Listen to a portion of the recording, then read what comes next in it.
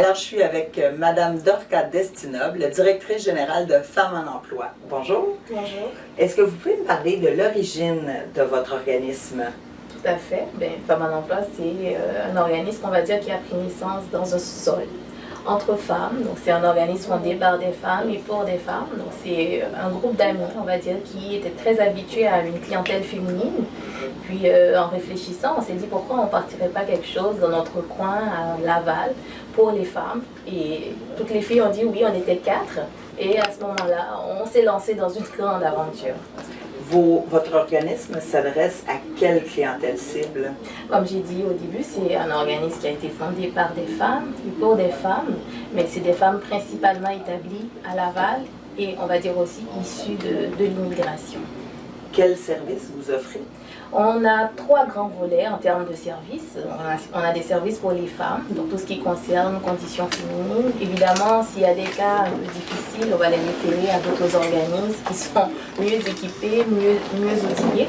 On a aussi des activités en lien avec l'immigration. Donc on a des projets, des programmes qui aident à créer un rapprochement interculturel entre les femmes d'ici et d'ailleurs. Et on a aussi le service en emploi où on fait des ateliers de recherche d'emploi et des ateliers d'informatique pratique parce que c'est des ateliers qui aident les femmes à être fonctionnelles dans un milieu de travail. Et l'informatique, évidemment, c'est un incontournable de nos jours. Est-ce que la clientèle féminine doit absolument être une clientèle immigrante ou ça s'adresse à n'importe quelle femme vivant à Laval? Ça s'adresse à n'importe quelle femme vivant à Laval. Donc, au début, on était plus proche de notre réseau, effectivement. Il y avait plus de femmes immigrantes qui faisaient demande à nos services. Mais non, n'importe quelle femme, du moment que c'est une femme lavalloise, elle peut accéder à nos services sans problème. Donnez-moi un exemple concret d'une femme qui vous appelle pour vous demander des services pour la recherche d'emploi. Oui, il y a surtout par le bouche à oreille. Donc quelqu'un qui sait que oui, Femmes en emploi existe va demander est-ce qu'on peut envoyer notre CV? Absolument, la personne envoie son CV, on prend un rendez-vous, on évalue les besoins, on adapte parfois, si c'est une femme immigrante, le CV à la réalité du système québécois. Et après, on essaie de voir les offres d'emploi qui correspondent aussi au profil. Et à ce moment-là, on envoie les CV et oui, on a déjà eu des placements. Un des problèmes que les immigrantes souvent arrivent pour la recherche d'emploi, c'est que les diplômes qu'elles avaient dans leur pays d'origine ne sont pas reconnus. Est-ce que vous avez une manière de les aider à ce niveau-là? Oui, tout à fait. Des fois, c'est complètement se réorienter vers une nouvelle carrière parce que ça dépend du domaine professionnel. Donc il y a des choses qu'on a appris dans le pays d'origine qui ne marcheraient pas trop parce que ça dépend des besoins qu'on a sur le marché du travail actuel. Donc en général, si c'est quelqu'un qui est dans un domaine qui est demandé, par exemple la santé, donc c'est beaucoup plus facile pour cette personne-là d'accéder au marché du travail. Mais ça dépend du domaine, c'est un peu du cas par cas, on va dire. Mais oui, c'est vraiment une problématique, le fait que les diplômes ne soient pas toujours reconnus ici. Donc ça met un frein à certaines personnes qui voudraient rapidement intégrer le marché du travail. Toutes nationalités confondues, québécoises ou immigrantes, quels sont les problèmes qui reviennent le plus dans la recherche d'emploi pour une femme selon vous? Bon, s'il s'agit de femmes immigrantes, comme je disais, les CV ne sont pas adaptés. Parce qu'en général, les CV sont plus basés sur un modèle européen qui n'est pas le même par ici. Ici, on met beaucoup l'accent sur les compétences. Tandis que dans certains pays, on met beaucoup l'accent sur la formation professionnelle. Donc ici, l'expérience a beaucoup plus de valeur des fois qu'une formation professionnelle. Donc ça peut être ça comme difficulté pour certaines personnes d'aller faire un CV par compétence au lieu vraiment de mettre en avant les diplômes qu'on a eus ici. Ça prend vraiment l'expérience. Ce qui compte vraiment, c'est l'expérience professionnelle. Vous avez plusieurs sphères, vous me disiez tantôt, là, vous m'avez donné un exemple pour la recherche d'emploi. Vous avez aussi des groupes de discussion. Parlez-moi un peu. Justement, on a un projet qu'on a déposé il y a quelques mois auprès de la ville de Laval dans le cadre du programme Mobilisation Diversité.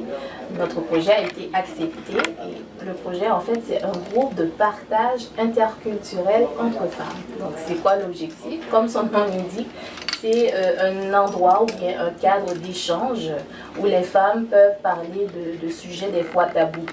Donc ces échanges-là permettent à ces femmes de se rapprocher, et c'est des femmes immigrantes qui vont rencontrer des femmes lavalloises.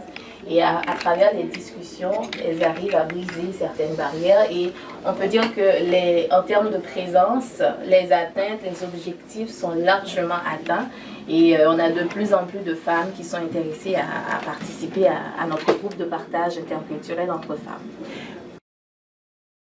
Quelle est votre plus belle fierté depuis 4 ans, depuis la fondation de vous et vos collègues qui étaient dans un sous-sol de maison et puis qui voient grandir ce bébé-là?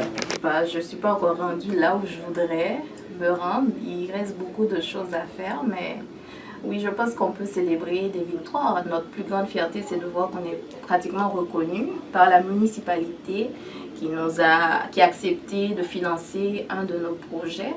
Pour nous, c'est quelque chose d'extraordinaire. Et puis les partenariats actifs qu'on a à Laval auprès des organismes comme le Kumbit, qui a 30 ans d'existence, qui nous a ouvert ses bras, le Centre des femmes de Laval, la table de concertation en conditions féminines. Donc tout ça, c'est pour nous une marque de reconnaissance.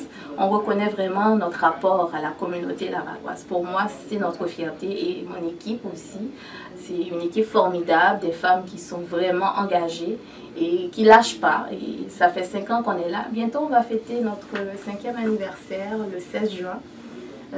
On va faire un cocktail ou un gala, on ne sait pas, on est en train de préparer ça. Et pour nous, c'est vraiment, ça n'a pas été un long fleuve tranquille. Il y a eu des hauts, il y a eu des bas. Mais on n'a pas lâché, et on voit les résultats jusqu'à présent. Comme vous n'avez pas de bureau fixe, quel est le meilleur moyen pour vous rejoindre? Comment une femme qui écoute l'entrevue et qui est intéressée par vos services peut vous rejoindre? Pour le présent moment, on peut nous écrire à info@femmes en emploi, femmes au pluriel en emploi.org, ou bien nous appeler au 438-873-0390 ou par les réseaux sociaux. Notre page Facebook, c'est Femmes en emploi. Il suffit d'envoyer un message, et nous, on est très réactives. Justement, c'est ce qu'on veut. On veut que les femmes nous appellent, donc elles n'ont pas à hésiter. Si elles veulent communiquer avec nous, on est toutes les bras ouverts pour les accueillir. Alors, j'imagine qu'il n'y a pas de délai d'attente pour avoir un rendez-vous. C'est quand même quelque chose qui se fait assez rapidement. Oui, c'est assez rapidement parce qu'on a une équipe assez solide. On se partage l'information, on se partage les tâches. Dès qu'il y a quelqu'un qui est intéressé à nos activités, la réponse est comme instantanée, on va dire. D'accord. Et est-ce que c'est des services qui sont offerts à toutes les femmes, peu importe leur revenu? C'est un service qui est gratuit? Oui, c'est un service gratuit. Toutes les activités sont gratuites. La personne ne paie rien. On a une bonne équipe de bénévoles aussi. Et comme je l'ai dit au début, si jamais il y a un besoin, quelqu'un a des besoins qui nous dépassent, donc nous, on connaît bien les ressources communautaires à Laval, on les oriente aux bonnes institutions ou aux bons organismes. Est-ce que vous avez besoin d'aide ou de commanditaires de l'extérieur? Oui, tout à fait. On a besoin d'aide. À quel niveau? Au niveau d'argent ou? Oui, au niveau financier. On a besoin davantage de bénévoles aussi. Donc là, notre plus grand objectif, c'est d'avoir notre propre local. Oui, on a des commandites, on a certains députés qui nous donnent un petit coup de main, mais c'est pas suffisant. Donc si le public peut nous donner un petit coup de main pour inaugurer, disons, dans 1 an, notre propre local, donc ça serait vraiment formidable. Alors, Madame Destinoble, merci pour l'entrevue. Je vous souhaite longue vie à votre bel organisme, la meilleure des chances, et surtout continuez, vous faites un changement concret dans la vie de plusieurs femmes. Merci beaucoup. C'est moi qui vous remercie. Alors, j'espère que vous avez apprécié cette chronique. Prenez l'habitude de nous suivre. Chaque semaine, nous vous ferons découvrir un nouvel organisme communautaire situé dans la ville de Laval.